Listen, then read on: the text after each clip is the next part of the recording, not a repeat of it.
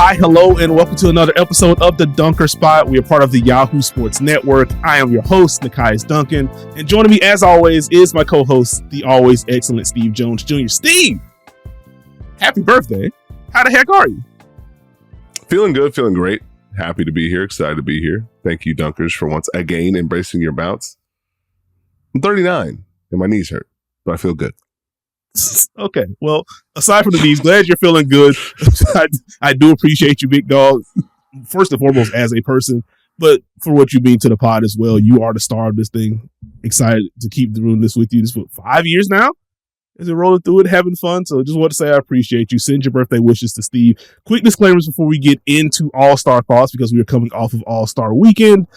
One, barring any big news or anything shifting, we are going to the mailbag for the Friday episode of the pod. So if you have NBA questions, WNBA questions, Unrivaled questions, music, movies, we want to broaden the thing out a little bit more. If you have any questions for us, email us at dunkerspot@yahoo.com. That is dunkerspot@yahoo.com. Also, Steve and I are going to be live again in the NBA app on League Pass for a strategy stream. It is looking like it is going to be Spurs Suns at 8:30 Eastern. If not, it would be Sixers Hawks at 7 Eastern. We will be posting out more information in the lead up to Thursday, so just stay tuned with our socials on that front. But if you want to watch a game with us, we're breaking things down live. We will be live on Thursday night. So, Steve, we are fresh off of what I thought was a good All-Star weekend out in Los Angeles. We were both out there for Sports Business Classroom, had a great time there. And then that flowed into the weekend of all of the festivities. So before going event by event, because I'm sure you have thoughts, and I know I have thoughts on everything that transpired, how did you absorb the weekend? What would you grade the weekend?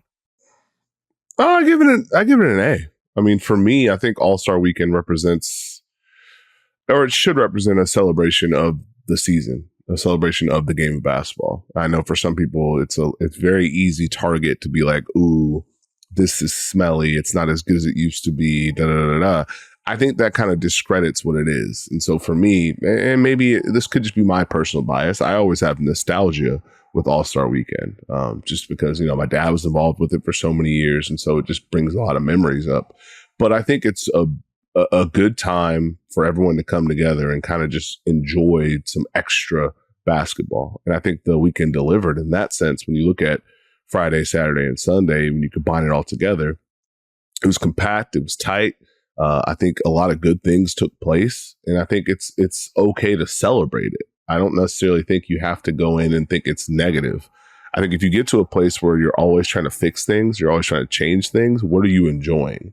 Which part are you, like, which part is making sense to you? And you get to a point where criticism is fair. You know, I never want to be the person to say you shouldn't enjoy this because of that, because basketball is subjective, and I don't want to be an opinion changer. But at the same time, if it's always the same tone and everyone's running the same play, who are we celebrating? You know, if you're a kid watching this and you want to go see other people that enjoyed it and you're just getting a bunch of noise that says, oh, hey, this sucks, that's not great. That's not awesome.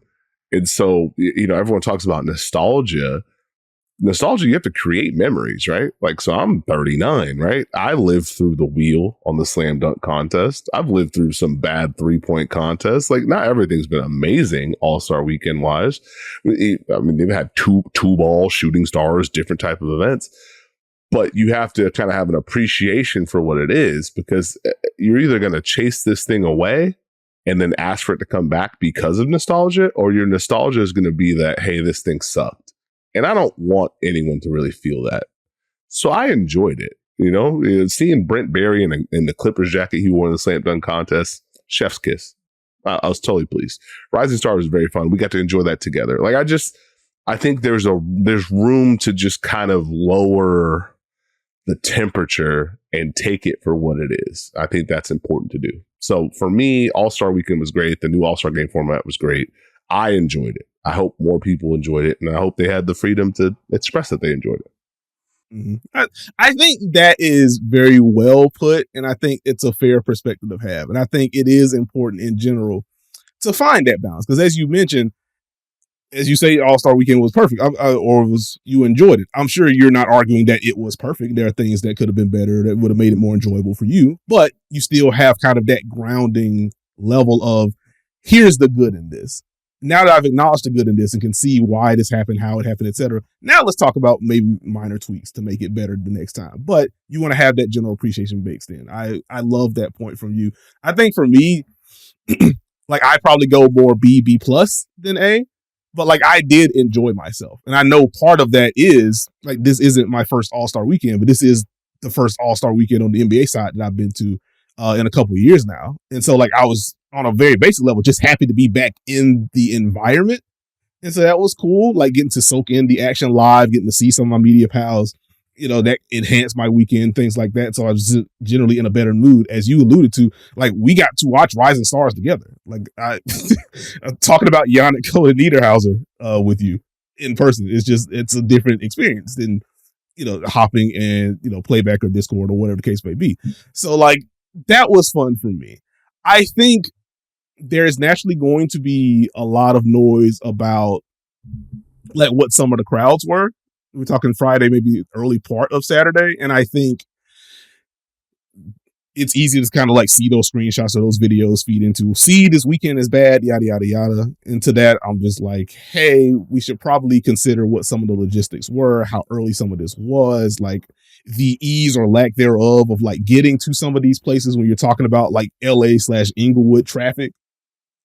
And you're talking about the time change with all this stuff happening on West Coast time. So like, yeah, it probably is going to be difficult to drive in rush hour traffic to get to the Rising Stars competition at 6 local time when a lot of people are getting off of work at 4 or 5 o'clock. And so like that might be part of why the crowd looked like this when it first started, and it looked like this by the time we got to the end of the competition. So like those things, where I'm just like, hey, let's just add some context to some of these things. Go ahead. I was stunned by that. I didn't know those.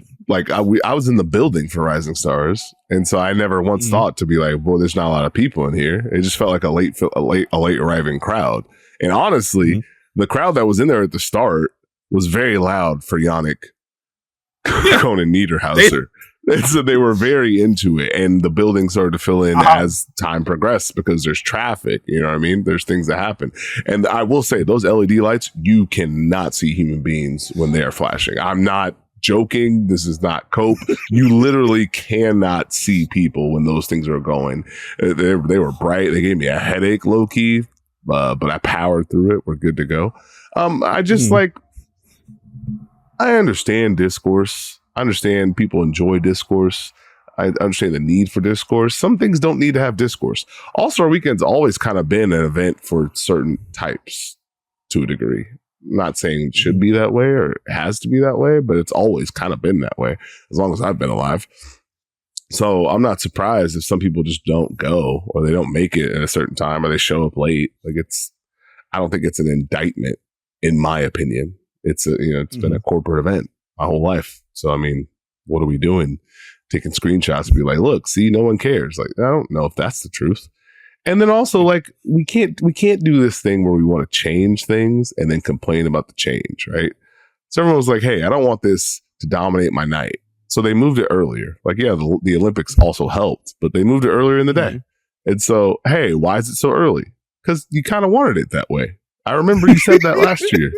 You didn't want it to dominate your night, so it's in the middle of your day, so that way, you can enjoy it and then do something else.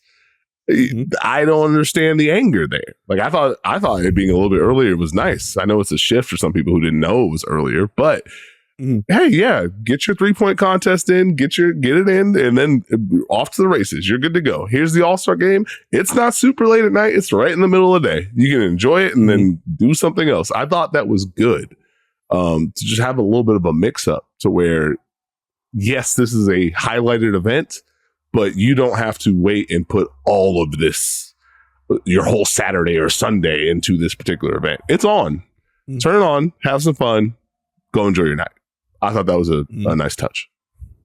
Yeah, I think that's fair. I think that's where some of, if not flat out criticism, it's more so like, okay, let's talk this through. Like, I think at the very least, it should have been well known that things were going to be earlier this year. If by no other reason, then as you mentioned, like we have the Olympic stuff and the games in LA. So like naturally you're talking about the time differences up there. And so like I think the logic behind having things happen earlier, particularly on Saturday and Sunday, let's get this middle of the day. enjoy it as your launching pad to the rest of the night. Especially Saturday was Valentine's Day, so like if you want your hoops fixed and then go out to dinner, whatever the case may be, you can do that. And so like it's a nice blend. I think the concern that I saw, at least on my feed, very anecdotal, was more so like, hey, it's less do I agree or disagree with the logic. It was more, I didn't know this was going to be the shift. And so, and more specific to that, I want to ask you about Saturday as they went from, they started with the 3-point contest versus it would have been shooting stars or the skills competition first, then the 3-point contest, then the dunk contest. Did you mind them having the 3-point contest first? No, I thought it was smart, especially if because I watched it on TV. And so you're leading from Olympic coverage to, hey, we're doing NBA All-Star Saturday night. The 3-point contest is about to happen. You should watch this. So you're basically sandwiching the events. You know what I mean? You're taking the 3-point contest, which for some people is the main event, and you're saying, hey, this is about to be on right now.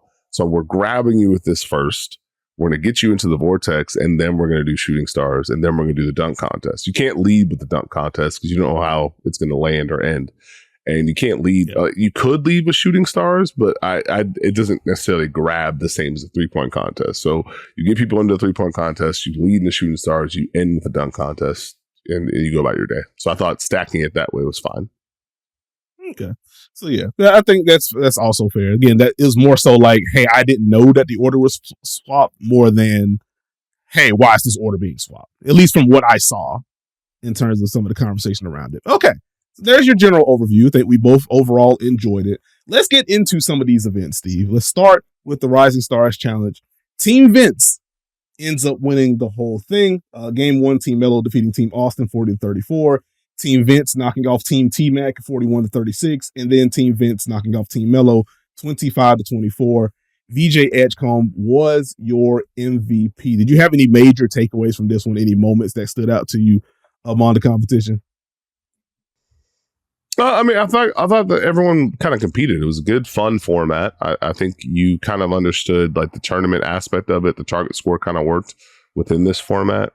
And I think, Team Melo, it was interesting to see. We kind of had like some, hey, are you guys going to shoot a bunch of threes? And then Stephon Castle and Dylan Harper were like, actually, we'll adjust this to some mid ranges. Like Stephon Castle was like, you know what, I'm going to try and find a way to get to my mid range and get it going. And for Team Austin, it was Niederhauser and it was Jan Hansen, and they were carrying that team for a nice bit. And so that was fun to kind of watch them do that. I enjoyed the competitive spirit, even as much as it felt like, okay, they're not necessarily going a million miles an hour. You can kind of feel they started to get after it as the games went on. So that was fun. I thought VJ Edgecombe really took control over the 2 games that Team Vince had. And as far as like, I'm not only willing to drive, I'm willing to make these plays late. And he kind of stood out in that way. Team T-Mac really impressed me until they lost. That sounds crazy to say. But I was really like, okay, I get it. They got Colin Knueppel, they got Cam Spencer, they got Jalen Tyson, they're going to compete. The 2 Wizards are going to get after it. And then they ended up winning because they couldn't stop VJ Edgecombe. So, I mean, he kind of just took over in a way that made it really fun. So it was just good to see those guys kind of get out there, set the tone for the weekend to a degree, and let it be known, hey, this is going to be competitive basketball that's going to be played, but also showcase their skills. So I thought most people really did well for themselves on Friday. I think quickly before I get into some of my broader views, with the young Wizards in particular, one of the more underrated fun parts for me this weekend, it's like Bob Carrington, Keyshawn George, Trey Johnson, like all of them kind of talking about each other in some of these press scrums was a very good bit. It's very clear that they have like good relationship with each other and good banter with each other. So like, for people that aren't Wizards media, getting to get a light shown into that was a lot of fun. So like post game, Trey Johnson was asked about Bub Carrington. He was like, man, he could have stayed home. This is what he's going to do. We needed buckets. He just wanted to pass the ball. Like, what is this? we needed points, brother. I was like, you know what? I appreciate those kind of things. But like to the overarching point, like seeing who was going to be aggressive versus who was going to try to just fill their role and get it through it. It was kind of fun to track. Like VJ Edgecombe, to your point, really took over the drives, the pull-ups, got after it defensively as well. I think that should be highlighted. And so naturally, again, named named MVP of the event, played incredibly well. Very funny, like Ace Bailey checks in for Team Melo. It's like, you know what? I will us to victory. It's like, okay, well, when you don't have the ball, here's Dylan Harper. Here's Stephon Castle. If you like mid-range jumpers, this was low-key the event for you. Because there was a lot of high pick and roll. This turns into an ISO. I can get to these short pulls or some of these turnarounds. So like, if this is what you want, this is what you can get. I thought Donovan Clingan gave Team Melo some good minutes in this. I always appreciate the screening from him. So like, okay, let me sprinkle in these threes as well. Like, it's very much an extension of what the Portland season has been for him, especially as of late. He is playing incredibly well. We'll sprinkle that in. But like, getting to see some of that was a good time. The Derek Queen passing popped in this one, particularly in the final. And just like, you watch Pelican games, you see what his passing ability is and like how quick the processing speed is for him. In a format like this, when the defense isn't 100%, you can even further see like, oh, he's just willing to get this out of his hands. Like, there was a pass late.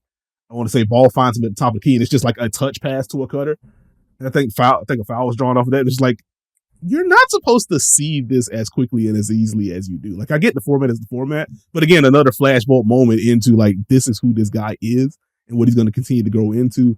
So like, that part was fun. To your team T-Mac point, like, I was expecting the cutting and the inverted screens and some of the ghost stuff like to really pop. Like, they just did not shoot as well as I thought they were going to on Friday night, which is peak irony considering the podcast. I was like, hey man, hey Con Knipple, I'm excited to see what he's going to do in the 3-point contest. Hey, Cam Spencer could have been in the 3-point contest.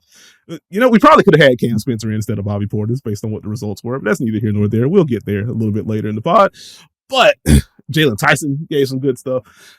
I enjoyed myself, Steve. Like, I thought all three of the games were competitive, which I think is a positive. Again, we have the target score, so shorter format, but there was always a point in every game where it's like, oh snap, this is kind of up in the air right now. Like, y'all got to get some stops. And it's fun to see, like, once we get into, we've hit 19 points, 20 points. Okay, what is the plan? A lot of mismatch hunting against Team Melo. Close that one out. So that made me chuckle a little bit live. We'll leave that there. It was very interesting. Very interesting. I'll say real quick. Vince Carter was very into this entire contest, and salute to Vince. And it was funny because like Melo was seated at the end of the bench and T-Mac was seated at the end of the bench, and they get up and holler. And Vince was like by the scorer's table standing up. And I'm like, where's Corliss Williamson? What's going on right now? And then Vince was like, hey, they were so kind to let me like call a play. And he was like, hey, I want the big fella in pick and roll. I'm like, hey, Reed Shepard was right there, buddy. Like, you could have done that. Yeah, Vince wanted this one probably more than any of the players did. And the players certainly wanted it, and especially VJ. And like, listening to him after he gets awarded MVP and things, like, he was very clear, like, nah, I actually had something to prove here. And so, like, it's always fun when the young guys kind of tap into that. Like, I'm not just here to have a good time. I'm not just here to enjoy the experience. Like, those two things are important. But like, nah, these are my peers. I'm better than y'all. Watch this. Give me the ball. Get out the way. Let me hoop. So I enjoyed the Rising Stars Challenge. It's very funny. We previewed the event. And I feel like we talked pretty highly about everyone except Team Vince. Didn't say anything bad, but it's just like, oh, well, here's our predictions. And Team Vince gets it done. So salute to Vince Carter and the rest of the crew. To the Shooting Stars competition, Steve. I'm going to say the 3-point contest. Going to go out of order. I first wanted to ask a baseline question, because the format for Shooting Stars this year was a little bit different than what we saw the last time we had it. Did you enjoy the tweaks from this version compared to the last time we saw it in 2015? I didn't have a problem with it. I mean, depending on how much you like half-court shots, I didn't have an issue with it. I did not know the celebrity passer aspect existed until they came out with the teams, and I thought that was very interesting. I thought Team Knicks had an advantage because of their shooting ability, and then they had a double advantage because Rick Brunson was their passer, who actually knows how to pass. And so I think it was, I didn't mind it. I like going in order, hitting every spot. There's a strategy to it. You got to make shots. I think all the tweaks make it interesting because you have to get to different spots and do different things. But like, yeah, you give 3 shooters to someone who's actually passing the ball in their shooting pocket, it get pretty tricky. And so that's where I was like, I think Team Knicks is eventually going to just rise up. And they did. It's exactly what happened. Nah, that's a salute to you. You nailed it when we were predicting things on Friday on the Team Knicks front. I'm glad you started with the celebrity passer bit, though. I'm going to answer my own question shortly. Hey, I tweeted this and wrote about it. I'll say it here. I think I'm cool with Drewski not being a celebrity passer if this comes back next year. I think I'm all right. We either need to do away with the celebrity. That brother chucked the pass into like row G during the competition. Like these are important. Like, hey man, we trying to establish a rhythm. What you doing? Why are you tossing it like Brucey in the longest yard? We need the pass to hit the shooting pockets. We can get these shots in. But to the actual format itself, like I thought it was interesting for context. When we saw this back in 2015, you have a player kind of designated to a spot. You have to knock this short block jumper down. You have to knock down this elbow, this top of the key jumper, or whatever.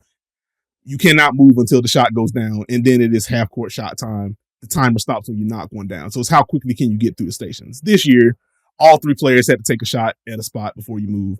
It kind of goes from there. And it's like, okay, I kind of understand extending the timeout for this year's event and having that kind of shift. And ultimately, if it's going to be shooting stars, just having more stations to shoot at makes sense. But I was like, this does feel different. Like I was watching it live and it's like, I don't dislike it, but like this certainly doesn't feel like what the contest was. So I like went back and watched some of the older ones. Like, okay, I knew I wasn't tripping. This was a different format. We did have the half court shot and things like that. So I want to get your opinion on that. As far as the competition itself, like, hey, I just have to give the hat tip to you and Team Knicks because it was very funny, like watching Team Cameron in both rounds. I was like, okay, so they're doing the thing. This is neat. They're knocking down jumpers late. This is cool. And then here come the Knicks. And it's like, well, actually, what if we just knock down all of the 4-point shots? It's like, oh, well, to Steve's point, they do just have the shooters. And then we get to the final round. It's like, oh, snap. Team Cameron has stepped this up. This is going to be kind of tough. And then Team Knicks is like, hey, what if we just knock down all of the 4-point shots again? And then another one for good measure. And then another one for good measure. It's like, okay, well, this is fair. And then naturally, we get to the end of that, presenting the awards and stuff. And it is just Cat and Jalen Brunson banter. And you look at some of the stuff like in arena for them, like before, after the competition, and they're still chopping it up, and it's just more banter. It's like, yeah, this is the stuff that you get when you have like actual teammates in this. And so I was intrigued. To the 3-point contest, Steve. Yeah, shout out to you. Yeah. There it is. Shout out to you for nailing Damian Lillard, winning the contest. And you said it early on in the conversation too. Dame gets it done, as you mentioned, 2 in the Blazers jersey, 2 elsewhere. He's got the championship round. I just wanted to say, I already made the Bobby Portis joke, so I'm not going to hang there too long. I felt bad for Khan. He like kind of set the tone a little bit early with his 27. I was like, okay, Rook, this is what's up. You didn't win on Friday, but that's okay. Let's step this up. And then you get to the final round and it's 17. I was like, that is just not going to be enough, young fella, with the 2 shooters that you were playing with. I am so sorry that this was your experience.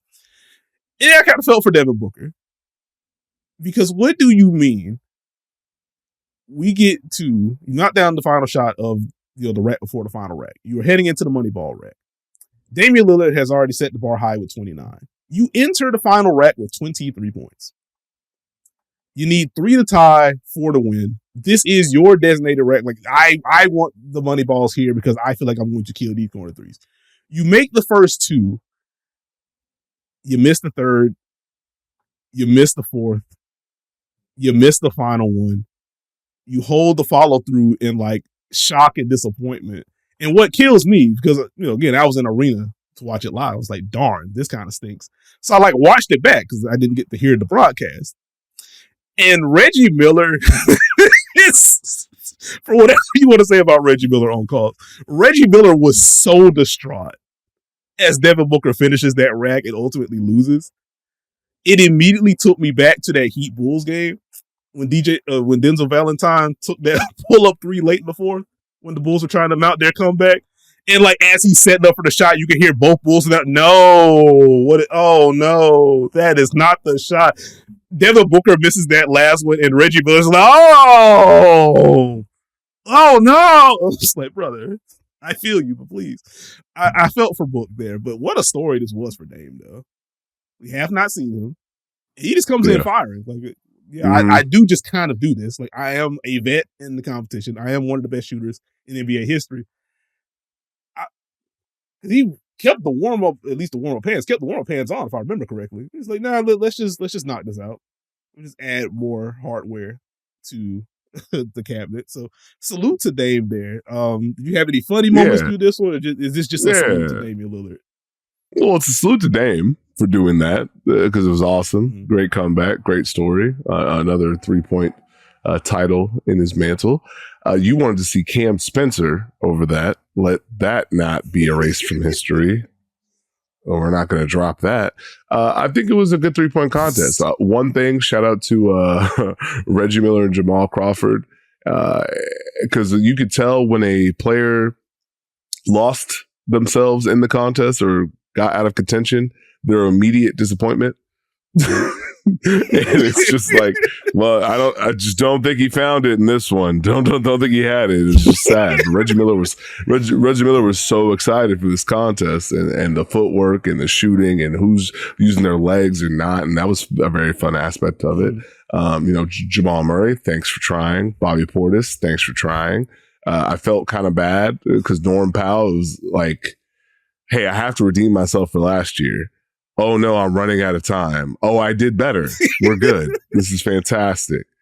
Donovan Mitchell quietly had a great first round, low key. It just did not matter. It just didn't matter.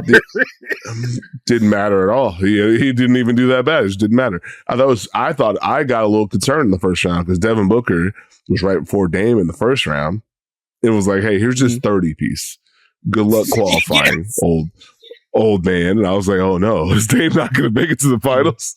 So the Dame makes it to the finals, and then it ends that way, where Devin Booker, it's like, it looks like Devin Booker's about to kill dreams, right? The way he came out at the start, it looks like he's going to kill dreams. Yeah. He did not, because he didn't finish. But like the intent that Dame had, where you could kind of just tell, all right, man, this is, let me get into my rhythm, let me get into my flow, we're good to go. And then once he started to go, he didn't stop. And that was the craziest part. Now, watching at home, I was like, okay, he can't go first in the finals. Khan has to go first. Because like he needs to, Dame had to stay warm enough to get through the finals, but also not go back to back. And I felt like that was the key. Once I saw Khan going first in the finals, I was like, oh, okay. I think Dame's will be fine. I was very concerned that Dame's gonna have to go back to back, and we weren't gonna get that. But shout out to Dame, man. He did what he had to do. Shout out to Dame indeed. Shout out to a friend of the program, Ty Windish, does a really good job of covering the Milwaukee Bucks in particular. As Devin Booker finishes that final rack and ultimately does not beat Damian Lillard, immediately tweets out, "Never tell D-Book he's 2 away from a championship." And I was like, darn, that is quite the callback to the 2021 NBA Finals as the Bucks beat the Phoenix Suns in that series after going up 2-0. I was like, well, dang, that's that is a bar and a half on that front. But no, salute to Dame. That was a very entertaining end to that one. And then, Steve, that flows into the dunk contest. And I'm kind of annoyed by some of the conversation around the dunk contest because I thought the competition itself was pretty good. I thought the dunks were good. Like, I am always a stickler for like, okay, if you missed your first attempt, like I want to see the score drop because like, hey, you do need to knock this down. You should be rewarded for making your first dunk. Those kind of things. So like, I have like judging like thoughts, but as far as what we saw some good stuff in the contest. Like, I understand people wanting to see bigger names. Like, I don't think there's anything inherently wrong with that. But I feel like in desire of that being the case and that being what the field is made up of, the actual dunks themselves are just kind of being pushed to the side. And I don't really like that. Like, I had a good job. I had a good time. We saw some good stuff. Hey, look, man. Shaw Johnson came out dancing. I was like, oh, I know exactly what time this is right now. The showman we need. And he never stopped dancing. Him hitting that pose while jumping over E40 was classic. I think for me, look, you push the names away from the dunk contest. What do you want? That's what y'all did. Y'all did that. There was no incentive to do the dunk contest because you made fun of everyone who was in it. So yeah, I'm not doing that. I'll sit and watch though. Giannis is over there watching. I'll sit and watch. That's fine. I think for me, you get a dunk contest where you have clean dunks that are made. I'm not going to complain. Not a lot of misses. What are we mad about? They're giving their best effort. Let's enjoy the show. Mm-hmm. That's always how I felt about it. If we get a clean, tight dunk contest, what are we mad about? And Keshad Johnson took advantage of the situation, danced, showed up, popped off, got it done. Like, what else do you want? You know, poor Carter Bryant. Looked like Carter Bryant was going to take it at the end, and then he started talking to Vince Carter for 37 seconds. And that stressed me out so much. I was like, there's a timer. There's a clock. What are you doing? I need for you to get this done. And like he kept for the closing dunk in that final round, he kept going for this like between the leg toss off glass into something. Like first attempt, they went like kind of reverse double pump or reverse windmill.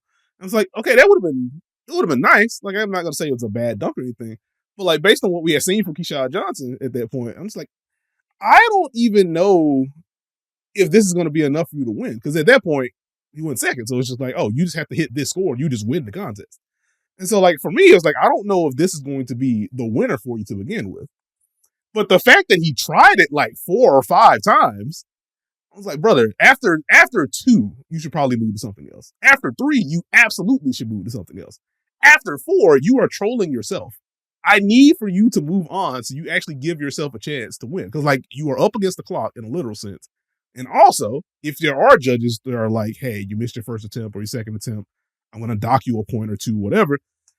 You get into attempt 4, like what do you think your max score is going to be at this point? And so the fact that it went to the wire to that degree, I was like, man, I feel for him because you could just kind of see the stress starting to percolate as this went on. I'm just like, dang, man, that is a golden opportunity that you just blew. And then it took me back to the pregame comments. When he was asked, like, hey, have any of your Spurs teammates said anything to you? And, like, all of the comments that he's got from, like, De'Aaron Fox and, and others just kind of like, hey, yeah, don't screw up. Like, very, like, deadpan banter. So, for that to be kind of like the pregame thing, again, all jokingly, but for that to kind of be the messages that he's getting heading into it, and then for it to end with, I am going to do this dunk no matter what. Vince Carter, what do you think? I have to finish this dunk. Oh, no. I'm running out of time to finish a dunk. Yikes. Like I feel for Carter Bryant. But where did Carter Bryant go to college? Oh, I see.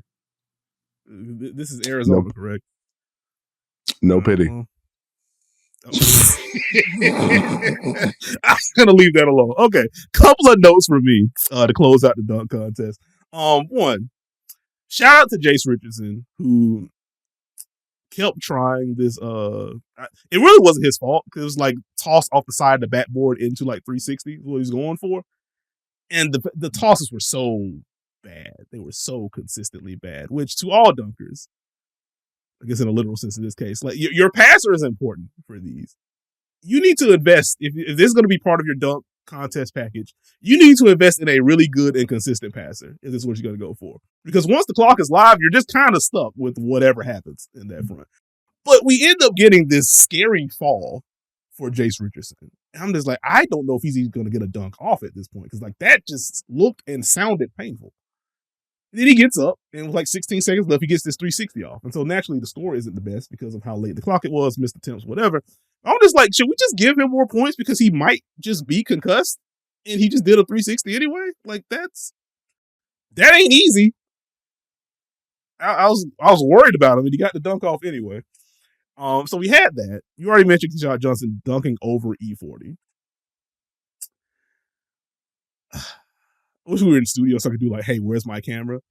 So Dwight Howard, as a I feel like there's a judge every year where I'm just like, hey, what exactly are you cooking with these scores? Whether it is, I am just going to give everybody like a 7 or an 8 comparatively to everyone else, no matter what I'm seeing. It's like, why are you judging like this? Or I am just going to give you a 9 or a 10 no matter what you do. And it's like, why are you scoring like this? And it just felt like Dwight was always on the high side.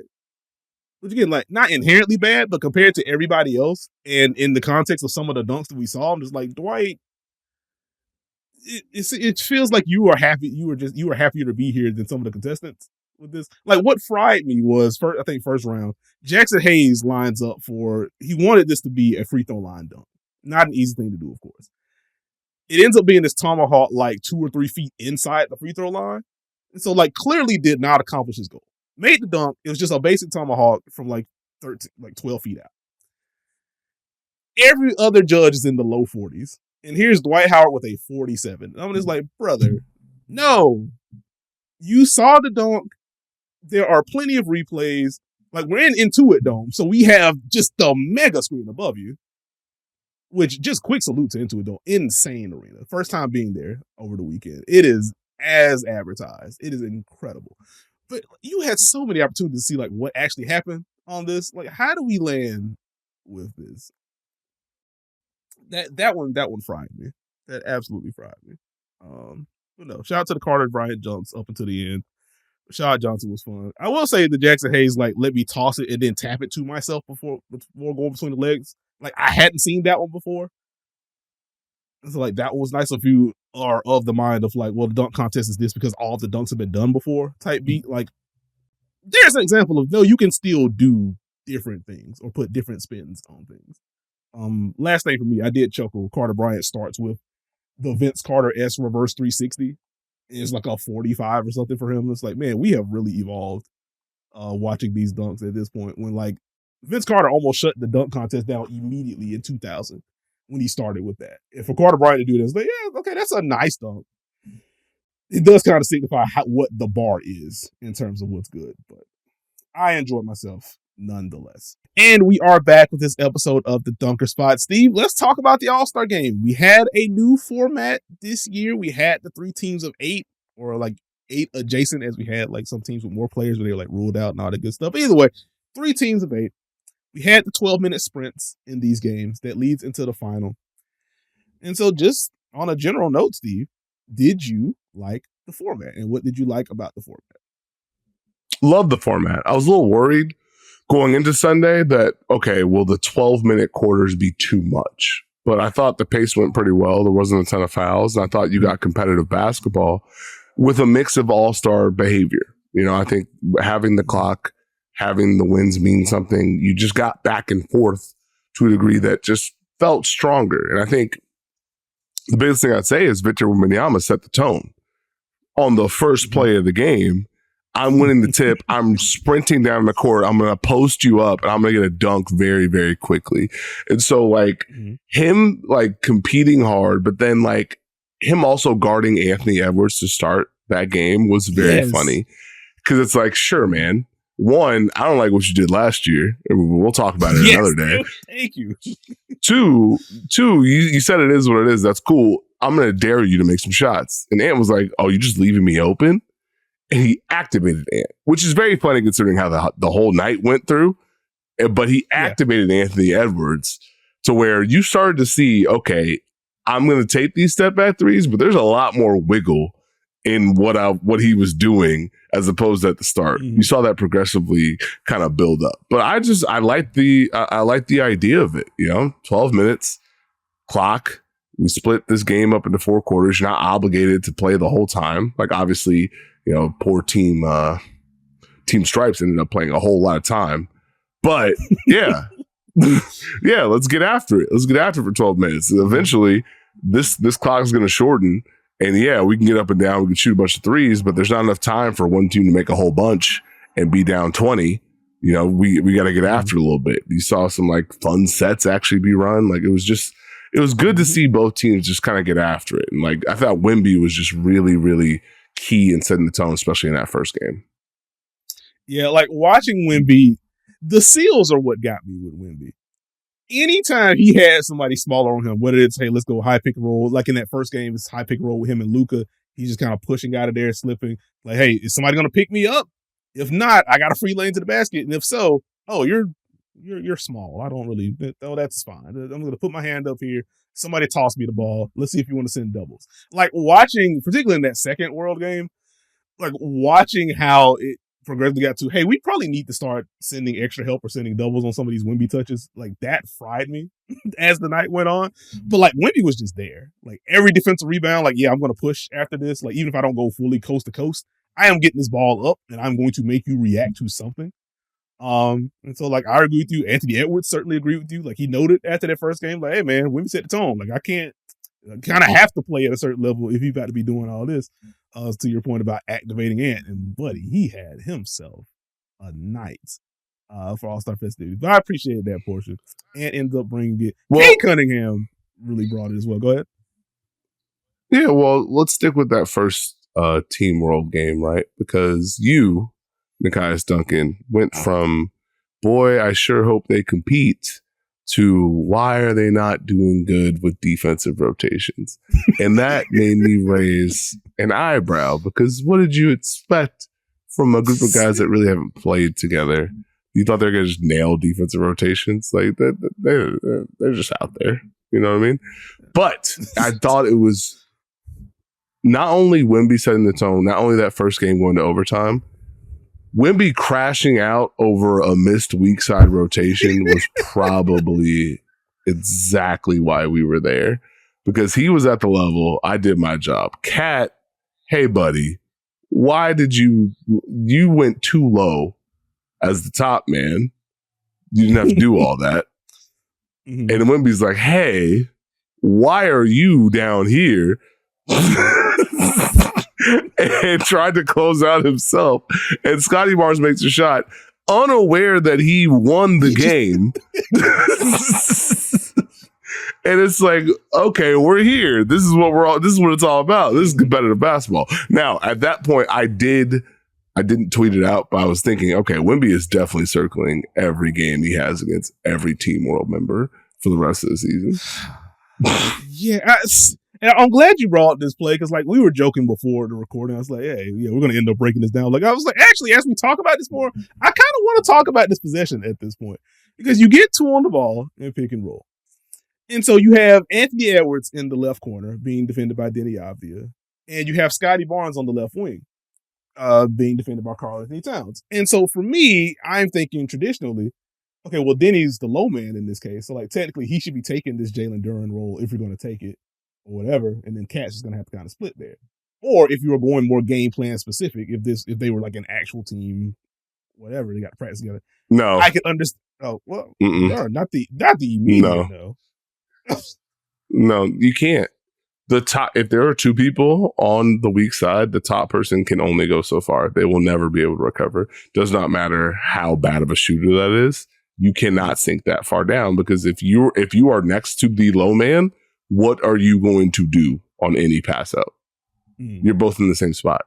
You cannot sink that far. Your tag has to be early if you're Cat. And so he sinks into the paint and holds for entirely too long. I know it's Scotty Barnes, non-shooter, whatever, time, whatever. You can't, in today's NBA, you cannot sink that far in the paint as the top guy of a two-man side. It just does not work. You are cooked immediately. Good. There you go. So that's what fried me about that. To your point, like Cat holding the way he did, whereas you can pause the video and say, oh, wait, why is Cat standing next to Denny Avdia and they're both next to Jalen Duren? And Wemby just like trying to get back into frame. And again, don't want to confuse this with like playoff level effort. But like Wemby's trying to get back to the wing. Scotty knocks down the three. He's just like, okay, who am I picking up? And it's like, oh, wait, we won? Yeah! I was like, okay. And what makes this funnier for me with Scotty in particular, like he wasn't far removed from like pretty much a game-saving block. Like not too long beforehand. And then that flows to an offensive possession to where like he ends up getting the ball, if not on that same wing, then like above the break. And he just passes up an open three for a swing. It's like, big dog, I need you to shoot the ball. I ended up tweeting it because like it was happening so quickly. I was crafting a tweet about the block as the offensive possession was starting. And then he passed up that three, and I have to like edit my own tweet in real time. Like, dog, shoot. And then he games it. So it's like, you know what? There you go.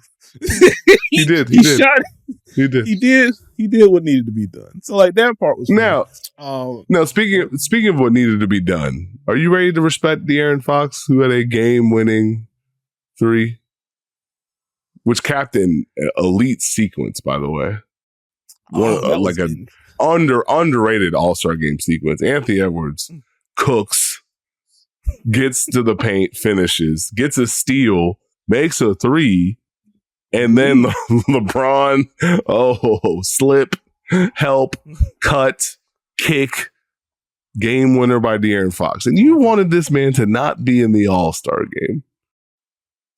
Well, to be fair, it wasn't all great before that shot with Mr. De'Aaron Fox. But either way, it was a big shot for him nonetheless. That's incredible.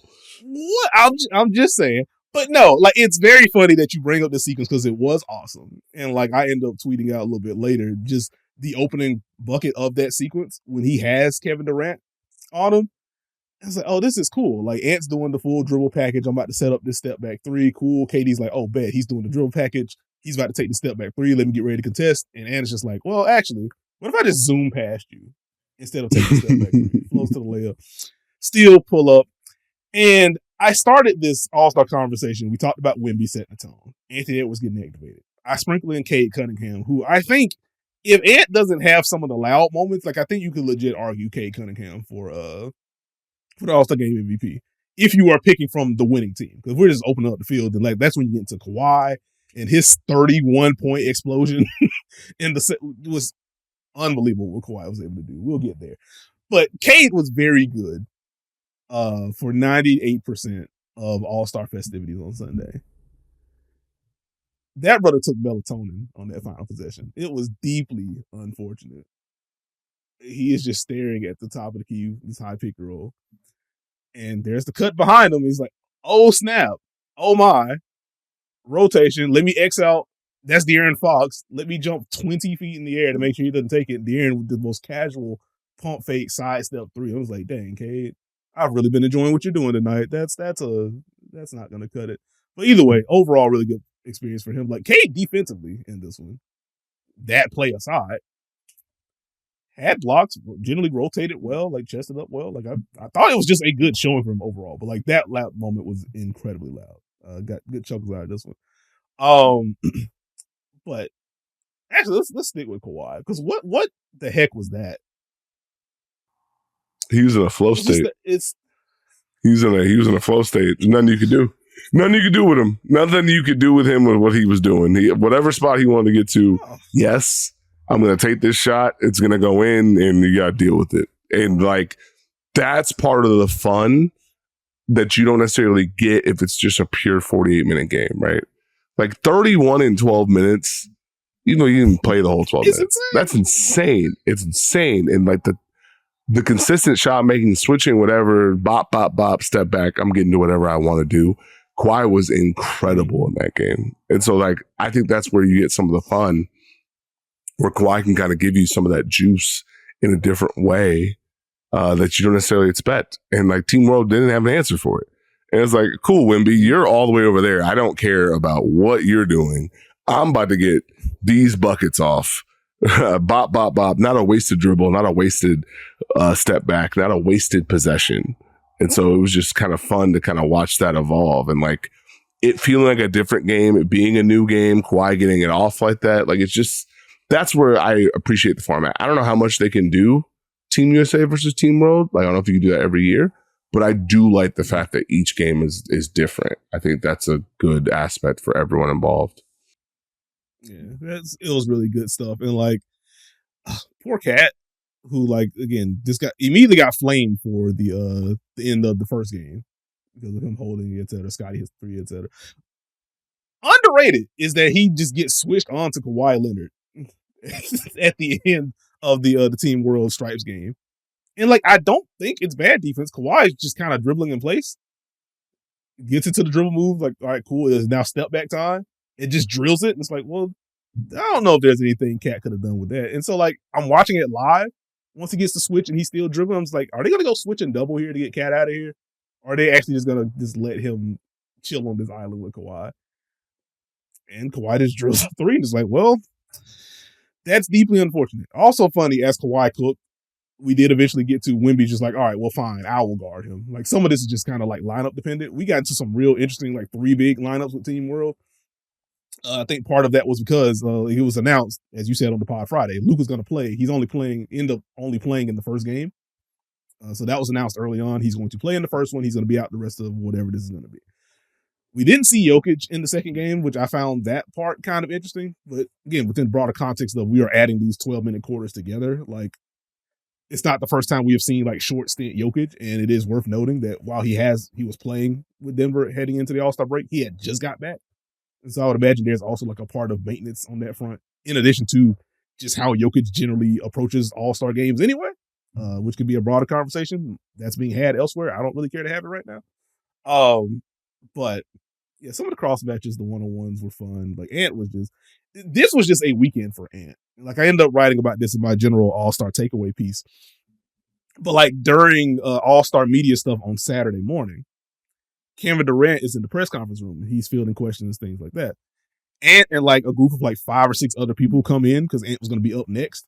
I can't remember what the question was to KD, but he's in the middle of answering, and Ant, like, kind of to himself, but loud enough for everyone to hear, is just like, man, none of these dudes can guard me. And I'm just like, yeah, this is okay. We're going to get an all-time Ant presser if this is the energy that he is walking in with.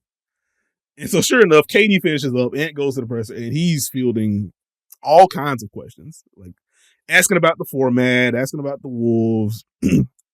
Someone asked him a question about being rated, I think, the 7th most handsome player in NBA history, or 7th hottest player in NBA history. I was like, I don't know how we got here, but fine. And Ant was also just like, wait, what you mean by that?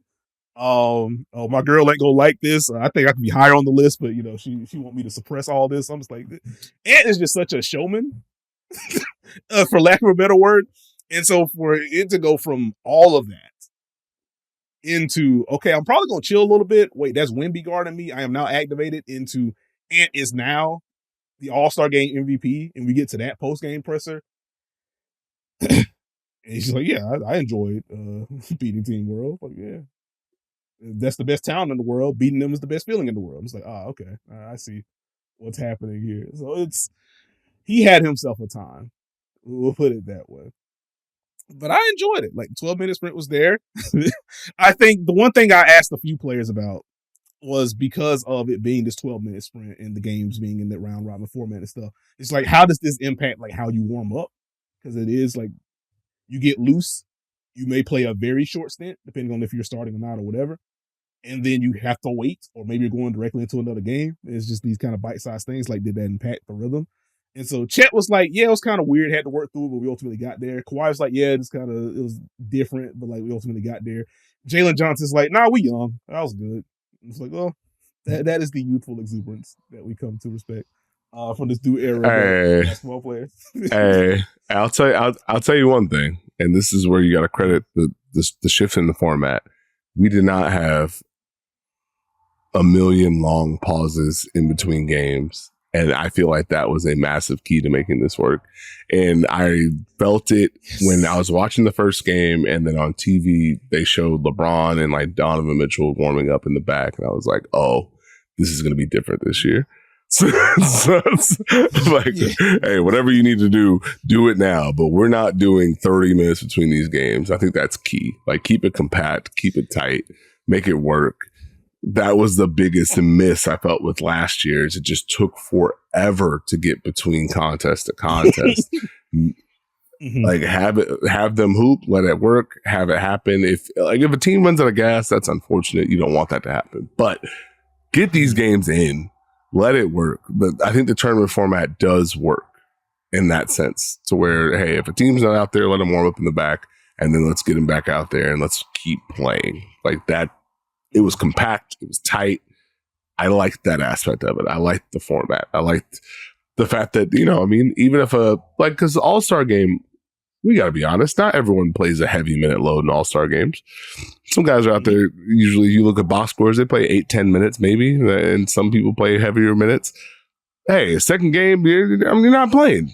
Pascal Siakam, you get out there and you go hoop. Like this is what we can do with this. So I enjoyed the format. Okay, I like it.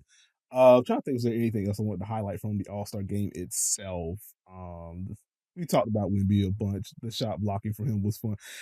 I guess if we're going to talk about like the loud Cade moment and some of the other stuff, like, hey, you know who was really fired up for the All-Star game, his first All-Star appearance? Jamal Murray. Ooh.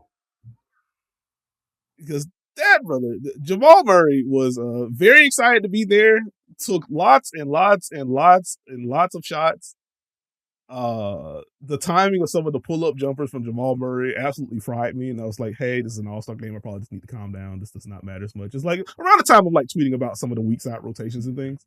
I'm just like, hey, Jamal, this probably isn't the time to take this one. I think it's okay. But a general salute to him. Well, I'll tell you one person who agrees with you, and that's Victor Wembanyama. He's like, hey, man, I'm posting up. Jamal Murray said, yeah, cool. Step back. Wemby said, all right, man. Oh, bro. I think I ended up tweeting about that possession. It was one of those they missed. They're pushing. Wemby goes to seal. He has Cade Cunningham sealed on the left block. And Jamal Murray's like, yes, Murray time. Not only misses the pull-up three, I want to say it was either like off the far side of the rim, or he airballed it completely. And I'm just like, brother, please don't do this. This your first one. I don't want you to get slandered because like we both had Jamal Murray as a no doubt about it All-Star reserve. He has been incredibly good this season. So like obviously like no one should be seriously taking All-Star game results and doing like, well, if he didn't deserve, yada yada yada. But like, dang, bro, don't give people to talk about.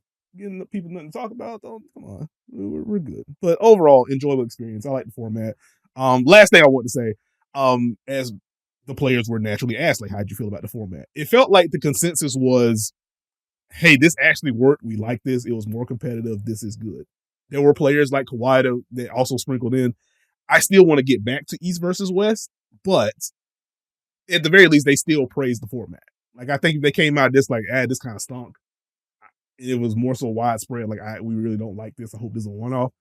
Then the league is probably like, ooh, that's not great. But the fact that the players seem to like the format as well gives a little bit more credence to it coming back next year and in the future. Okay. With All-Star things out of the way, Steve, I have some questions. I have some things that I am going to be tracking as we enter the second half of the season, or the post-All-Star break portion of the season, starting on Thursday night. Oh, okay. And so there are some obvious ones that I'm not going to talk about either because they don't super interest me right now, or because we're doing this podcast twice a week and we just talk and write about hoops a bunch. We're going to end up hitting on this a little bit later anyway, type beats. So like honorable mentions, naturally there's going to be a lot of conversation around what the lottery race is going to be, who's getting shut down, yada, yada, yada, who ends up jockeying in the Tankathon standings. Adam Silver had his presser. We've done enough about that. Next. That's what I'm saying. We're setting that to the side. That's going to be there. Naturally, we are going to be talking more award stuff as the season goes on. So I don't feel the need to do like, I'm curious about insert race here. We're going to talk about that stuff moving forward. So we'll save that for another time as well. And we're going to do more Laker talk. So I'm setting the Lakers aside for a moment. Get healthy. We know, will the defense hit a level? We've had that conversation. We'll set that there. Now, as far as things that I'm intrigued by, Steve, there are two teams in the Western Conference in particular that are on high alert for me. Talked about them recently, but they're on high alert for me. The Minnesota Timberwolves, fresh off of Anthony Edwards winning the weekend, forming at a high level, All-Star Game MVP, etc. How serious are y'all going to be? Because at the high end, this is a top 10 offense. This is a top 10 defense. Anthony Edwards can score and ultimately can match the performance of just about anyone in the league on any given night. We know this. You have the defense baked in with Rudy Gobert, Jaden McDaniels, and when he's locked in, etc. Ayo Dosunmu, we recently talked about what he adds to this group as a reserve and a potential closing option. This is a very good team that I need to realize that they are a very good basketball team. I'm not going to reheat the whole rant, but I am keeping an eye on how the Wolves come out of the All-Star break. Do they win, 4 of their first 5 at the break? It kind of set the tone.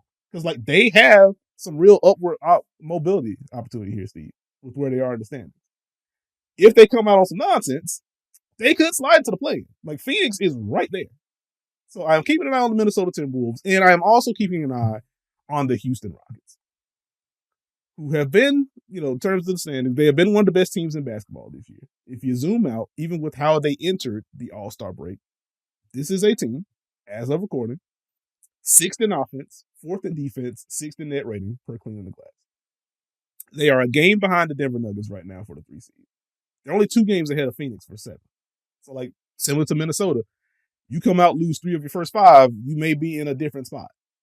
And that's independent of what maybe Golden State does come out to break and stuff like that. It can really get tight in that 6-8 range. So keep an eye on that. But since January 1st, Steve, the Houston Rockets, 13-10, which is fine, but very much off the pace that they were earlier in the year. 23rd in offensive rating per cleaning the glass since January 1st. They are 29th in half-court offense. They have a 90.4 offensive rating in the half-court since the calendar turn this year, Steve. And we are not super far removed from doing a Houston Rockets breakdown with their offense and talking about some of the tempo things, how they're dealing with physicality, the overall shooting talent, how does Reed Shepherd factor into this? Is he closing lineups? Are they finding enough answers defensively so he can add the juice offensively and things? Houston is very good. I think there is real Western Conference Finals potential here especially if they end up in the 2-7 or the 3-6 side of the bracket. But they have to solve their offense to a degree. They have to be a better team in the half court. You need better tempo. You need better pace. You need a little bit more variety in your half court offense. You need a better version of Alperen Şengün. In tight moments, you need a better answer for Amen Thompson if teams are going to put more bigs on him. So I'm just wondering what are the Houston Rockets going to look like? And not going to hang here because we are still gathering information. But in light of all of the KD Twitter stuff, there's also just an element of hey, what is the general vibe of Houston right now heading into the break? So I'm going to be keeping an eye on that too. But more importantly, it's more, can they get this offense in order? Because 29th in half-court offense for 23 games, that's just not going to get it done. That is just screaming first-round exit if this is what the offense is going to be. So my eyes on Minnesota and Houston, but I am really curious about what Houston's going to look like. Is that fair? Did you just rehash the Houston breakdown that we did? Hey, listen, link below. We already talked about it. If they have to fix that either way, they're still the 4 seed in the Western Conference. They're a game behind Denver for 3rd. I think they just have to figure out how to execute consistently offensively. If they do that, they could rise. They could be the 3 seed. You could be setting yourself up for a Houston-Minnesota first-round series where you're just going to be mad at whoever loses. So I would be careful with that. I mean, I think the thing for me is these teams, it's the Western Conference, right? These teams have massive, massive positives. They have flaws that can be exploited and will be exploited against these teams that they are facing. The Rockets are 18-7 at home. So they have an opportunity to build some wins up with their home stretch. Minnesota has got to find a way to get their game to travel and win games on the road. But these are the Wolves are virtually tied with the Lakers for the 5 seed. They're a half game behind Houston. They're only a game and a half behind Denver. That 4-team shuffle is going to be very interesting because they're all going to end up facing each other. And Phoenix is still knocking on the door. But the battle between Denver, Houston, Los Angeles, and the Wolves is going to be really hard to deal with because there's a high likelihood all those teams are going to face each other. 2 of them will be eliminated in the first round. And so it's hard to avoid because San Antonio, while it hasn't been always pretty, they've always found a way to say, hey, we're just going to stay here at number 2. And we might knock on the door, Oklahoma City. So watch out for that. But I mean, this is what the Western Conference is. It's a gauntlet. And so for Houston, absolutely, yeah, they got to fix the offense. But You need to get yourself in a position where that defense is strong. And now, when you have a game plan mentality coming to playoffs, could that help you out more? Could you be a matchup dependent type beat? Are you better suited for a playoff series than the regular season? How does that help you? Same thing for Minnesota. And so that's where it becomes tricky. When you look at Denver, Houston, the Lakers, and the Wolves, you can see playoff upside with each of those teams, especially if Denver can get healthy to a certain degree. But Houston, the Lakers, and Minnesota, not really teams you want to face in a playoff series. Houston, because of their defense, and they can take things away. And then, okay, we're methodical in the half court.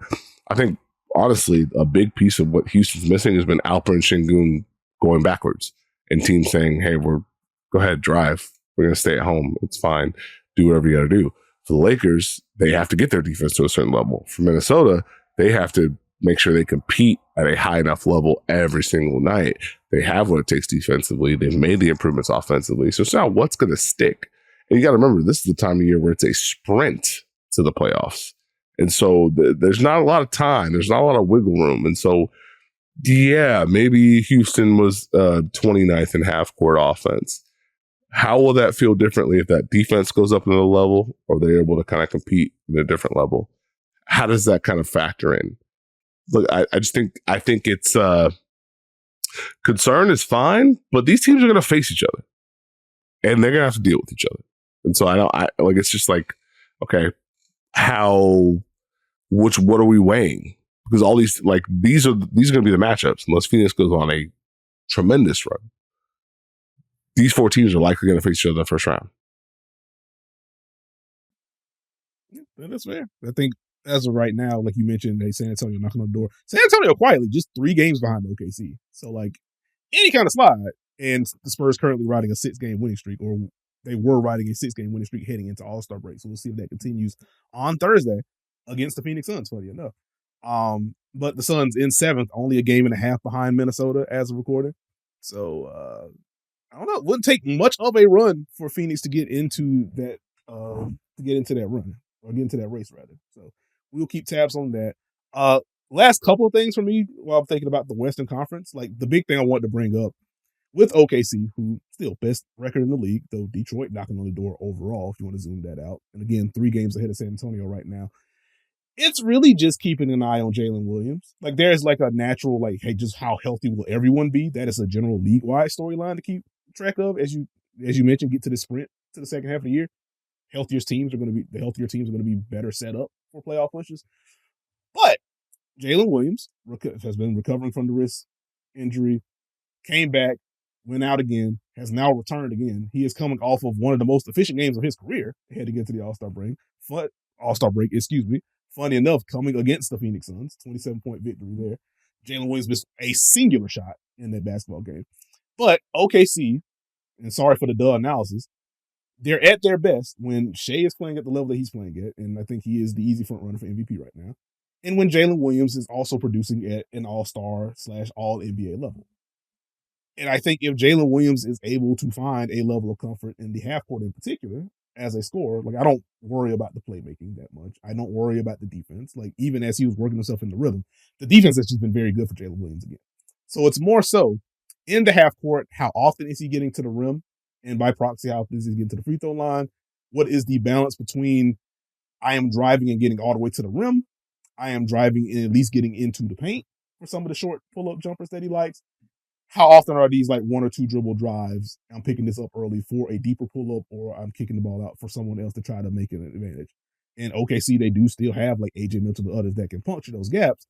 But the best version of Jalen Williams is someone that is uber aggressive and is getting downhill a little bit deeper and making quicker decisions. So for me, it's just more so tracking how consistently will we get that version of Jalen Williams? Because if we get that, or if OKC gets that, naturally, the Thunder have already proven they're the best team in the league. They are coming off of a championship run. If Jalen Williams hits that level with Shai playing like this and with the defense still being incredibly good, you have Chet, you eventually have Isaiah Hartenstein. You keep an eye on his health as well for just going the overall health thing. But Jalen Williams seems like the most important player to track with OKC in particular. Shai's obviously the best. I'm just keeping an eye on what form he's going to be in. Because if he's good, the Thunder ceiling gets even higher, and the Western Conference is not going to be fun for anyone that has to deal with OKC. So I'm keeping tabs on Jalen Williams. Understood. I am keeping tabs on who takes the second spot in the Eastern Conference. I think the Pistons are stamped, but is Boston going to take it, or the Knicks going to take it, or the Cavs going to make a run? Who gets the 2 in the East gets real interesting to me, because I think we're kind of settled to a degree as far as the order. I think, like, I don't know if Orlando and Miami push into the playoffs. Could be surprised, could be wrong. But I think the Raptors and Sixers have been too solid for majority of the year. But who can kind of make that push to where, okay, is it Boston that's going to grab a hold of this? We've seen the Knicks play extremely well, going into the All-Star break. But we've seen the Cavs be on this run, and they're only going to get better as you have more time with James Harden. So who kind of elevates to that second spot? Because now that's going to mean, okay, you guys are going to have to face each other in the conference semifinals in theory. And Detroit's been a machine all year. Hopefully they get the respect they deserve, because they've earned the right to be not only at the top of the East, they're almost at the top of the NBA. And so I'm intrigued by that part of the Eastern Conference. I'm glad you said Captain there, because like I just scrolled over. Like, I actually want to correct something that I said a little bit earlier. I said, hey, OKC, Detroit kind of battling for that top spot. In terms of win percentage, Steve, because the Thunder have the most wins in the NBA, Detroit Pistons, they currently have the best win percentage in the NBA right now. So, like, they absolutely deserve their respect. Like, obviously, big gap from them and the rest of the Eastern Conference right now. But yeah, like, them and OKC, they've been battling for most of the year. They now have the best win percentage. Like, very slight, but shout out to the league best Detroit Pistons right now. So, to your point, Steve, about the top of the East in particular, something that I had in my notes was like, hey, are we going to see Jayson Tatum? Because we're talking about, hey, is Boston going to, cement themselves as the second best team in the Eastern Conference, or even the best team in the Eastern Conference once we get to the playoffs? I think standings wise, Detroit just kind of has it. Jayson Tatum continues to work out, continues to do more. Jaylen Brown was asked during All-Star weekend, like, hey, what have you seen from Jayson Tatum in particular? It's like, hey, I didn't get to see his most recent workout, but in the other ones, like, he looks good, he looks close. If we're talking about a Jayson Tatum that comes back mid-March, let's say, and he's just, we're going to play you 20 to 24 minutes a game through the rest of the regular season just to kind of warm you in. Like, that helps their defense. That helps their defensive rebounding, which has been probably the weakest point of their profile so far this year. And he is a guy that can be used as a screener to poke at mismatches, can be used as a screener if you're putting 2 on the ball against Jalen or one of these other guards. If you're talking about defenses that are just naturally aggressive, Jayson Tatum can make short role plays for you. Like, he still is going to have the spot up shooting or the isolation scoring in his bag. So even if it isn't all NBA level Jayson Tatum, if he comes back, like, that's helpful for half of a game. If we're just setting that as like a baseline for him. So just a general, does he come back? And if he does, like, how quickly does he round into whatever his form is going to be? Because I think, regardless, the best version of Jayson Tatum is going to be more of a next season thing, in my eyes, at the very least. But if we get to, he makes a return in mid-March or something like that, he plays in the postseason for Boston, and he is 85% of himself, Boston has already proven, like, we have an argument for the second best team in the East, if not the best team in the East, for just look like overall net rating and stuff like that. Adding Tatum to that bunch makes that case even stronger. So I am naturally keeping an eye on what that part's going to look like for Boston. I know you fantastic, and Jayson Tatum should take a cue from the dunker spot, and I'm glad he's healthy. But you should take a cue from us and take a break. So we'll be back with more of the dunker spot after this break. And we are back with this episode of the Dunker Spot. Steve, time to cap it with a little Unrivaled talk. We are fresh off of the one-on-one tournament ending. A salute to Chelsea Gray. We're certainly going to get there. Before we get into the one-on-one tournament and the doubleheader that we have later tonight, had a little bit of news on the Unrivaled front. Breanna Stewart had been teasing, and other Unrivaled players had been teasing a big secret for pretty much over a week at this point. And it was finally announced over the weekend, Steve, that Unrivaled, fresh off of a very successful and historic Philly run earlier this season, Unrivaled coming to Brooklyn, Steve, coming to the Barclays, March 2nd, during the semifinals of the Unrivaled playoffs. We are going to have Unrivaled basketball in Barclays Center. Seems exciting. I'm kind of surprised that we got this or a second like different location game in this season. I figured that would have been more built into, hey, we're just going to go expand the tour next year. I think this kind of speaks to just how well the turnout was in Philadelphia and in general, like how people are leaning more into Unrivaled and just soaking that in and enjoying it. I think it's good stuff. Like, I'm excited. I was joking with you when it was announced. I was like, well, darn. I was already kind of planning on like this Miami trip to hit like Heat Rockets plus, the Unrivaled playoffs if I can swing it. And so now the Brooklyn trip's mixed in. It's like, well, darn. I can't really just do that. I have to go back and forth if I'm going to do that. But I'm excited about the Brooklyn run. Do you have Brooklyn Unrivaled thoughts before we? No, fantastic to see Unrivaled in Barclays. So can't wait to see what that looks like. Okay. I would imagine it's going to get sold out, much like the Philly session did. So we will see what that looks like as we get closer. Now, to this one-on-one tournaments, Steve. On Friday, across Friday and Saturday, we had the second round, the quarterfinals, the semifinals, and also the finals. Chelsea Gray ends up running through everyone, in which she beats her Aces teammate, Jackie Young, 12-6. She beats Paige Beckers in the quarterfinals, 11-2. She beats Kelsey Plum, former Aces teammate, 12-8. And boy, that game got dicey at the end. Both players were exhausted by the end of that one-on-one matchup. Like, can we please knock down a jumper so we can get out of here? Chelsea Gray ends up making the three to close it. And then we get the finals against Alicia Gray, which in the one-on-one tournament, normally it's games to 11. Once you get to the finals, it is a round of three, or best of three rather, going to 7. And so in that first game, Steve, against Alicia Gray wins that one, 7-0. It's like, ooh, this gets kind of tough. Chelsea Gray wins the second one, 8-3. She wins the final game, 7-6. In another, we are exhausted. We need to end this. I need to knock down a jumper because I don't know how many more drives I have left in me. So I would just say broadly, very impressive run for Chelsea Gray, who on my ballot, I think I had her second in that player pod. Well, it's like I think the tough shot making certainly holds, and I think defending any type post up would be dope. I had questions about like what the defense in space is going to look like with the shortened shot clock and things. Very much proved me wrong as the tournament went on, and like naturally culminates in her winning the thing. But like the Paige matchup in particular was just so rude, Steve. As this was happening during the Rising Stars game. And so I watched it pretty much when I got back. Like, okay, let's see what actually happened here. And oh my goodness, it was very much a case of you're not ready for this, with all due respect. I'm going to be rude to you. I'm going to hit you with my normal package of shot making, body bumps. You're not going to have fun. We're getting you out of here. So I just want to salute Chelsea Gray for the run, etc. And so just to kind of broaden out for you, Steve, like with the Chelsea run or just anything with the 1v1, like what were some of your favorite matchups? What were some of your favorite moments from the weekend?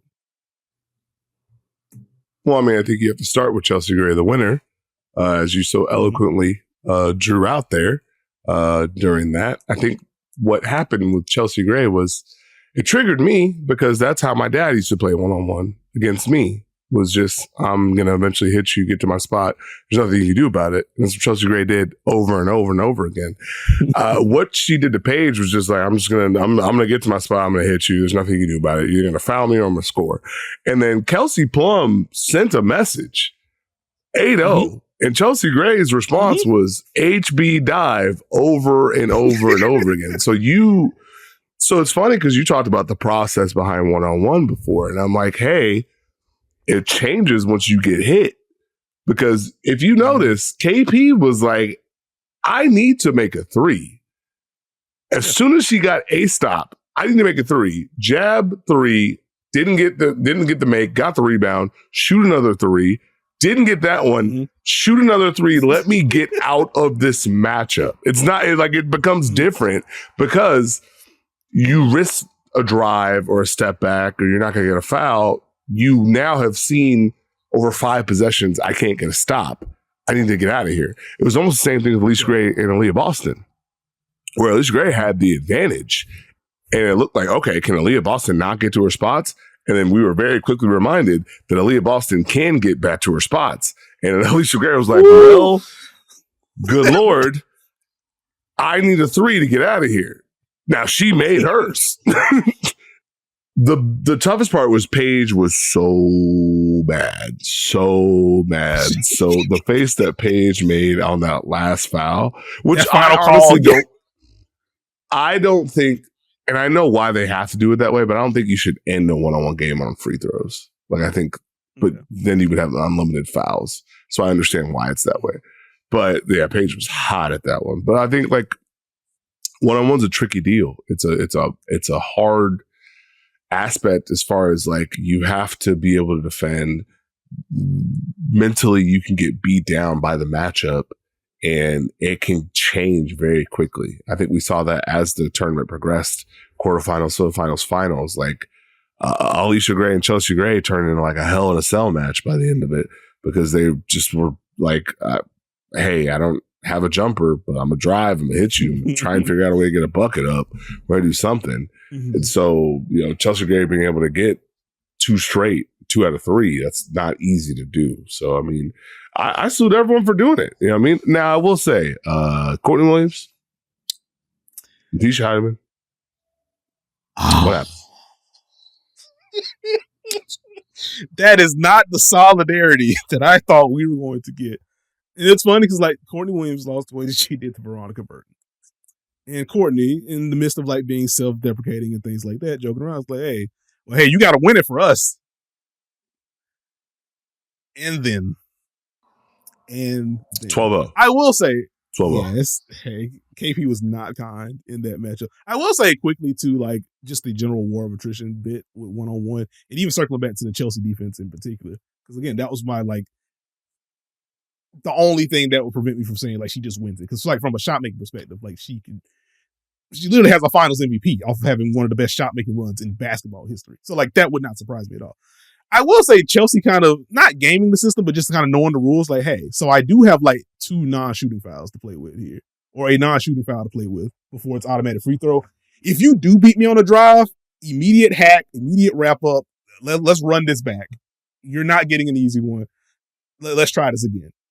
And so her being able to kind of bake some of those in within these matchups, even going back to the first round, I think was just smart on her part and is just yet one of 3 million signals that Chelsea Gray is one of the smartest basketball players on earth. So I did appreciate that part and probably should have factored that rule and knowing that rule a little bit more into my early analysis and trying to get the pods together and stuff like that. But yeah, that was a time. Like you mentioned, Kelsey Plum getting Tisha Heidemann out of there. Aaliyah Boston's run in this was fun. It was incredibly physical. The battle for the right to spell Aaliyah with 1 or 2 A's, I guess, at the beginning between her and Leah Edwards, just one of the more physical one-on-one body blow after body blow after body blow. Aaliyah Boston was gonna hit you several times. And I'm just like, I was impressed with her run overall because she gets Stewie out of here with, again, a lot of those body blows. And it's like, okay, we might actually have something here. And then we get the Aaliyah matchup.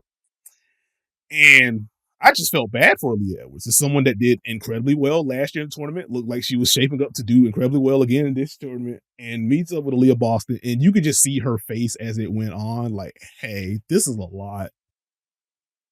I'm getting called for fouls. I don't even know if some of these are fouls, but like also, even if it is, like this is a lot. What is this? She gets a miss. She takes a jumper. She misses a jumper. You can just see it on her face, like, oh snap! I got to do this again, dog. I don't feel like dealing with this right now. To that end, the Alicia Gray Aaliyah Boston matchup was fun. Again, both physical players. Aaliyah Boston, Jesus, she's just a handle. She's just tough to handle. And like watching that go from Alicia Gray's going to get her out of here early to here's this 10-0 run for Aaliyah Boston because she's just hitting Alicia Gray. It's like, oh, we might actually get like a super deep run here. And as you mentioned, Alicia Gray knocks down 3. So like, I just had a lot of fun with the one-on-one tournament. Once again, congrats to Chelsea Gray, who now, over the last calendar year, is the Unrivaled Championship, the Aces Championship, and now the one-on-one championship on top of this. She just wins. She just wins. Chelsea Gray does. The real point guard doesn't have to cheat competitions. We're looking forward to in 2 nights doubleheader. Unbelievable. We are very much in playoff standings mode right now. In the early game, we have the Laces, who have already clinched the playoff spot. They have the best record in the league, taking on the Hive, who are only a half game out of 6 right now, Steve, at 3-7. And so, with version of Kelsey Mitchell, are we getting in this matchup? The Laces obviously have a ton of defenders all over the place. Is she able to shake free? Is she able to shake loose at all? Do the Hive get busy on the offensive glass, or the Laces able to corral those? Kind of some early thought notes there. And then we get Breeze and Lunar Owls in the late game. Hey, I just kind of want to see more consistency defensively, or offensively rather, from Breeze. So naturally keeping an eye on the page usage. What is that going to look like? How many coverages will we see against Marina Mabrey in this matchup? I think could be a real shot maker's ball, which I'm still just kind of surprised with how the one-on-one tournament went for Marina in particular. But either way, I'm looking at the guard play in that one. What stands out to you about this doubleheader, good sir? I mean, we'll just see. Can the Breeze find a way to establish themselves over 3 quarters, or will the Lunar Owls be able to bother them and the fourth quarter becomes an interesting object? Can the Hive, the new look Hive to a degree, just kind of find enough defense and enough offense to bother the Laces? Can they bring them into the mud? That gets interesting. The Laces have just been too competitive, and it's been tough to deal with them on both ends of the floor. So I'm intrigued to see how competitive can the first 3 quarters be in both these games, and what does that mean for the fourth quarter? Because the Hive and Lunar Owls, the records are what they are. That's not really a team you want to go band for band with in the fourth quarter. So can the Laces and Breeze create enough distance to where that fourth quarter doesn't matter? That's what I'm kind of keeping an eye on. I got you. And I just quickly add, as we have the Hive playing, we have the Breeze playing. We talked about the trade last week. Again, we're not going to see Angel with Rose until Friday, but we are going to see, like, okay, cool. If we're going to see if we get Azurá Stevens in this one. Is she going to make her debut? Courtney Williams, fresh off of the one-on-one tournament, making the debut for Breeze, I would imagine, barring some kind of injury or something. What is she going to look like within the system? Like, how does that impact Paige? Is it going to be more off-ball Paige when they're on the floor together, if they get on the floor together? Because Noelle Quinn has more recently experimented with having those 2 bigs on the floor, in Cam Brink and Dom Malonga. Like, what is the lineup versatility going to look like there? So just kind of keeping track of what the new additions are going to look like in these new spots. And with that, Steve, thank you for listening to and or watching this episode of The Dunker Spot. Please subscribe if you haven't already. We are on Apple, Spotify, RIP Google, Stitcher, Podbean, wherever you get your podcasts, you can find us. Subscribe to the Yahoo NBA YouTube channel if you haven't already. And again, likely going to the mailbag for the Friday episode. So if you have basketball questions or anything that comes to mind within reason, let's be normal, email us at dunkerspot@yahoo.com. We're going to have some fun. You can follow me on socials at Nekias NBA. You can follow Steve on socials at Steve Jones 20. And with that, we will catch y'all later in the week.